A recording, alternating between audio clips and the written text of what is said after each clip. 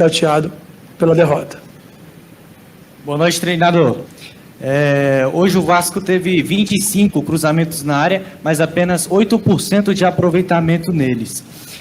A gente notou isso, a falta do Verratti. Eu queria que você refletisse um pouco sobre a importância que o Verratti tem para o Vasco, principalmente no jogo aéreo, e como o Vasco sentiu a ausência dele na partida de hoje. Vamos Obrigado. lá. A maratona de jogos ela é muito grande e nas avaliações diárias que a gente fez, a gente viu que o Verratti estava muito cansado. O Verratti é um fominha, quer jogar todo o jogo, apesar de ter 35 anos. E nessa semana ele reclamou bastante do cansaço. Ele até deu uma entrevista antes do jogo falando que precisava descansar um jogo. Realmente, na bola aérea, é o melhor do Brasil, né? É um jogador muito importante. Mas da maneira que a equipe jogou e mostrou, isso mostra também que tem outros jogadores que podem ser úteis durante o campeonato. Boa tarde, Felipe. Eu gostaria de saber se a diretoria do Vasco te dá alguma segurança se você vai continuar sendo técnico do time e quais são as expectativas para essa temporada da equipe. Vamos lá. Eu fui nascido e criado no Vasco. Antes mesmo de fazer parte do futebol, eu ajudei o Vasco na parte associativa, no Paralímpico, enfim. Independente da função, eu vou estar sempre para ajudar o Vasco. Se vai ser como treinador, como diretor, como roupeiro, massagista, enfim. É importante que o Vasco é uma família e a gente está em busca de voltar a grandes conquistas. O processo é demorado, infelizmente, mas a gente está no caminho certo, trabalhando muito dia a dia para que nós possamos aí ter grandes conquistas. Felipe, muito boa noite. Juan Costa, Agência de Notícias CEUB. Foi mencionado na transmissão que foi uma boa partida do Vasco. Eu queria a sua análise do jogo de hoje e o gol que o Vasco toma, novamente, um gol de uma saída errada, um erro individual que pode acontecer. Ficou a sensação de que o Vasco poderia ter tido um resultado melhor, dada a apresentação em campo? Muito obrigado. Sem dúvida.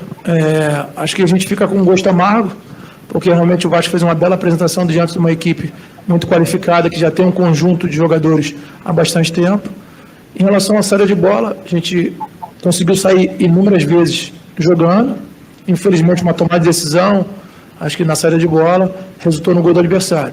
Mas até a gente sofreu o gol, acho que o Vasco mostrou a sua qualidade, uma maneira de jogar totalmente diferente do que vinha jogando, mas o mais importante é que os jogadores estão conseguindo assimilar, apesar de pouco tempo para treinar e poucos dias desde que eu assumi, mas estamos muito chateados pela derrota. Acho que a gente não tem que ficar acostumado com isso.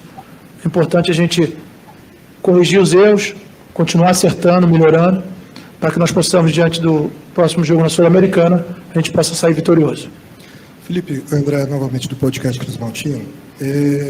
O Alex Teixeira já é, se não me engano, o 6º jogo que ele vem entrando. E eu queria entender assim, o porquê que ele está tendo essas oportunidades e não está conseguindo render totalmente em campo. E por que não trazer os meninos da base, que a gente está vendo vários artilheiros vindo da base aí, os meninos têm feito muitos gols, como o GB, o próprio Bruno Lopes e outros que estão despontando na base.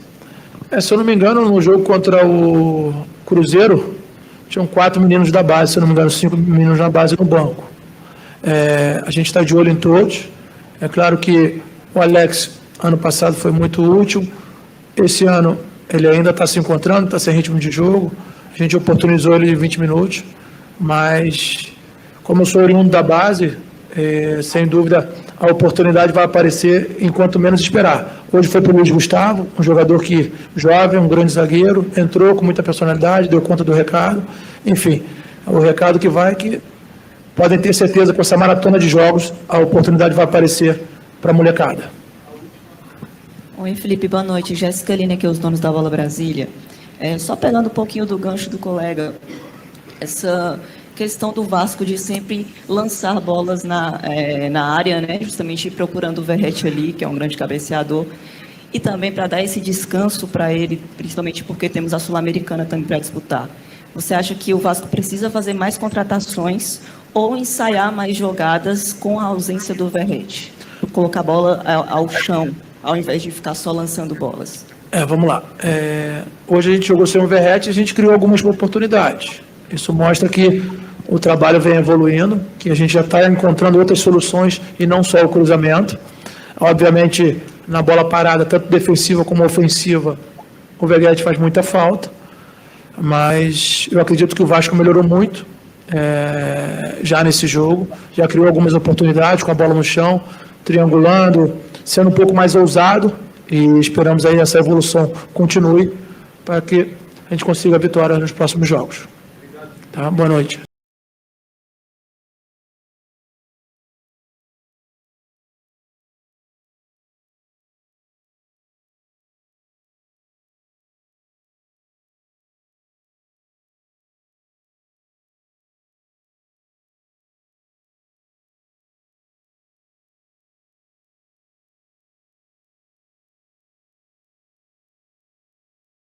O primeiro tempo do compromisso entre Vasco e Palmeiras foi morno em relação a ataques perigosos entre os dois lados. A equipe do Palmeiras começou com as melhores chances, tendo um pouco mais de posse de bola, e o Vasco respondendo principalmente jogando pelo lado esquerdo de seu campo com Lloyd Augusto, jogador que teve oportunidade como titular e esteve aproveitando justamente, fazendo com que a sua característica pudesse se tornar importante durante o primeiro tempo, buscando velocidade pelo lado esquerdo e um jogo mais de profundidade que permitisse levar, de certa maneira, alguns ataques perigosos contra a defesa do Palmeiras. O Cruz Maltino tentava como podia e ainda durante a reta final do compromisso quase mudou o placar com o João Vitor. Só que o defensor da equipe do Palmeiras salvou em cima da linha. Assim, o empate ficou de maneira bem justa para o primeiro tempo entre os dois clubes.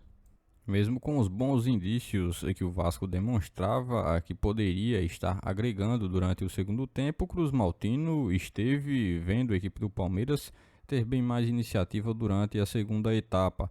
A pressão, assim, de uma linha um pouco mais alta surtiu efeito por parte do Palmeiras quando o Vasco errou na saída de bola e assim deu a oportunidade de que o Palmeiras pudesse abrir o placar e começar com a vantagem no segundo tempo. Obviamente que esse gol atrapalhou muito o Cruz Maltino pela forma como a equipe buscava atacar. O Vasco novamente, em questão de buscar levantamentos com bola na área, esbarrou numa defesa do Palmeiras que esteve bem postada e que impossibilitou do Vasco conseguir estar buscando o empate durante o compromisso com mais uma derrota vascaína.